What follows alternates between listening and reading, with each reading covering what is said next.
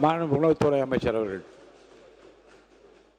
மாண்புமிகு பேரவைத் தலைவர் அவர்களே, நம்ம வேலூர் சட்டமன்ற கேட்டிருந்தார், எங்கள் ஏரியாவில் கடைகள் இல்லை அப்படின்னு. அவரோட நாலேஜுக்காக சொல்கிறேன். கிட்டத்தட்ட அந்த அணைக்கட்டு தொகுதியில் நம்ம வேலூர் மாவட்டத்தில் கிட்டத்தட்ட 511 ஃபுல் டைம் கடைகள் இருக்குது, 276 பார்ட் டைம் கடைகள் இருக்குது, மொத்தம் 787 கடைகள் இருக்குது. இது வரைக்கும் ரன்னிங்கள் இருக்குது. இதில் பார்ட் டைம் ஃபுல் டைம் இருக்குது. புது கடைகள் அவங்களுக்கு தேவைப்பட்டதுன்னா 800 பேருக்கு மேலே இருந்தால் பர்மனன்ட் கடைகளும், 300 பேருக்கு மேலே இருந்தால் பார்ட் டைம் கடைகளும் உருவாக்கி கொடுக்கும்.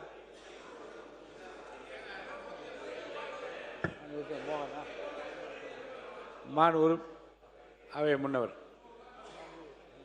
மாண்பு பேரவைத் தலைவர்களே, பாப்புரெட்டிப்பட்டி சட்டமன்ற உறுப்பினர் அவர்கள், வட்டங்கள் ஒரு 20 கிலோமீட்டர் தொலைவில் இருக்கிறது, அதை வட்டங்களை மாற்றி அமைக்க வேண்டும், ஒன்றும் மாற்றிடத்திற்கு சொன்னார்கள். அதை பொறுத்தவரையிலும் எங்கெங்கே வட்டங்கள் தொலைதூரத்தில் இருக்கிறது என்பதையும் ஆய்வு செய்து கொண்டிருக்கிறோம். அதேபோல் வட்டங்களை பிரிப்பதும் கோட்டங்களை பிரிப்பதும் இதெல்லாம் நம்முடைய மக்கள் ஜனத்தொகை அடுத்த ஆண்டு மார்ச் மாதம் முடிந்ததற்கு பிறகு தெளிவாக மக்கள் நலன் கருதி குறைவான போக்குவரத்து அங்கே பயணங்களை செய்வதற்கான ஏற்பாடுகளை இந்த அரசு செய்யும். உறுப்பினர் மோகன் அவர்கள் பேசுங்க. மோகன் பேசுங்க. உணவுத்துறை அமைச்சர். ஒரு சின்ன கிளாரிஃபிகேஷன். நம்ம மாண்புமிகு உறுப்பினர் அவர்கள் கேட்டிருந்தாங்க, இந்த தமிழ்நாடு சிவில் சப்ளை கார்பரேஷனில் நூறு வாணிப கழகத்தில் லாரி டிரான்ஸ்போர்ட் எங்கெல்லாம் தேக்கமாக இருக்குது, அதில் டிரான்ஸ்போர்ட்டில் 650 ரூபா வாங்குறாங்க, 300 தான் கொடுக்குறாங்க, என்ன பண்ணலாம்னு கேட்டிருந்தாங்க. அதை பற்றி ஒரு சின்ன குறிப்பு. 17/10/2019 உங்கள் ஆட்சி காலங்கள் தான்.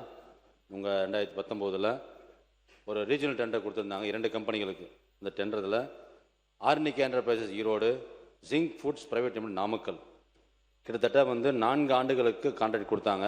நம்ம கவர்மெண்ட்டோட ஒன்றிய அரசோட சட்ட பிரகாரம் 2 ஆண்டு கொடுக்கணும்.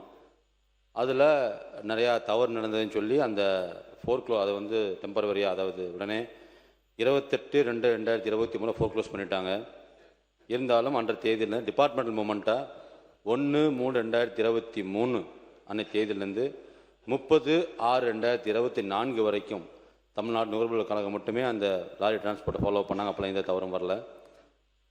அதுக்கப்புறம் அடுத்த ஆட்சி காலங்களில், அதாவது 8/6/2023 உங்கள் ஆட்சி காலத்தில் அடுத்த ஆட்சி காலங்களில் அவங்களும் அதேமாதிரி ரீஜனல் டெண்டர்ஸ் கொடுத்தாங்க. முந்தைய அரசு 2 கம்பெனி கொடுத்தது, அடுத்த அரசு 3 கம்பெனி கொடுத்துருக்கு. அந்த ஆட்சி காலம் நிறையா நமக்கு தெரிஞ்சிருக்கும். அதில் தான் இந்த மிகப்பெரிய ஒரு என்னெல்லாம் கான்ட்ராக்ட் வேல்யூ போடுறோமோ அதை வேல்யூக்கு பதிலாக அங்கே இருக்கிற லோக்கல் சப்கான்ட்ராக்ட் யார் யூஸ்வலாக என்ன பண்ணோன்னா, ஒரு கான்ட்ராக்ட் கொடுக்குறோம்னா அந்த கான்ட்ராக்டர் அந்த வேலையை செய்யணும். அவருக்கு அந்த அனுபவம் இருக்கணும், அவருக்கு லாரி இருக்கணும், லாரிலாம் இருந்தால் தான் அவர் அந்த அனுபவத்தில் வேலை செய்ய முடியும். ஆனால் இதுக்கு முன்னாடி இந்த ஆட்சி காலங்களில் அனுபவமே இல்லாத, லாரியே ஓனாக இல்லாத 3 கம்பெனிகளுக்கு கொடுத்து அதோட கான்ட்ராக்டு ஜூன் 2024 முடிஞ்சுது. நம்ம அது சம்மந்தமாக இதுக்கு முன்னாடி 2019-24 இருந்த குறைகளையும் 2024 ஜூலைலேருந்து 20 உண்டான 2 இயர்ஸ் உண்டான காலங்களையும் மதிப்பீடு செய்து எங்கெல்லாம் தவறுங்கிறத நோட்டிஃபை பண்ணிகிட்டு இருக்கோம். அதுக்கு உண்டான நிதித்துறை மூலமாக, கோர்பட்டி மூலமாக, எல்லா துறைகள் மூலமாக ஆளுகள் டீம் அப்பாயிண்ட் பண்ணியிருக்கோம், விசாரணை பண்ணிக்கிட்டு இருக்கோம். இந்த 6 மாதம் எக்ஸ்டெண்ட் பண்ணியிருக்கோம். ஜூன் 2026 6 மாதம் எக்ஸ்டெண்ட் பண்ணியிருக்கோம். இந்த எக்ஸ்டென்ஷன் பீரியடில் எல்லா துறை கவனத்தையும் கேட்டு எல்லா விதமான டிரான்ஸ்போர்ட் கம்பெனியோட கருத்துக்களையும் ஆய்வு செய்து கண்டிப்பாக சிறப்பான ஒரு டிரான்ஸ்போர்ட் கான்ட்ராக்ட் கண்டிப்பாக கொடுப்போம் என்று தெரிவித்துக் கொள்கிறேன்.